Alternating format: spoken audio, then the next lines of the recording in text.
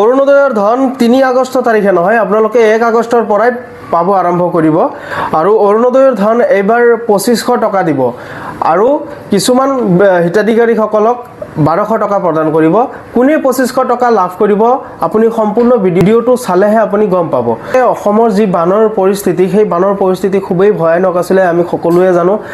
সেই বানে বিগত দিনবোৰত মানুহে যিমান ইনকাম কৰিছিলে সকলোবোৰ ইনকাম একদম নিমিষতে পলহত ডুবাই লৈ গ'ল, বানপানীয়ে উটুৱাই লৈ গ'ল। চ' এক ডাঙৰ ভয়ানক এটা দুৰ্যোগ বুলি ক'ব লাগিব আমি।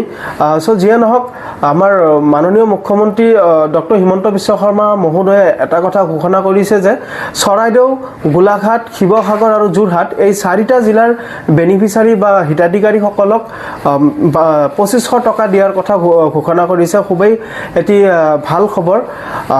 যিসকল বেনিফিচাৰী আছে গোটেই অসমত, সেই 4টা জিলাক বাদ দি তেওঁলোক সকলোৱে 1250 টকা লাভ কৰিব।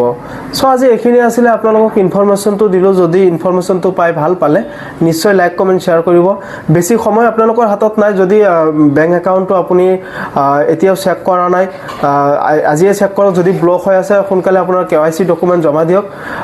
যদি ফেচবুকত চাই আছে ফ'ল' কৰিব, আৰু যদি ইউটিউবত চাই আছে ছাবস্ক্ৰাইব কৰিব। ধন্যবাদ। জয় অসম।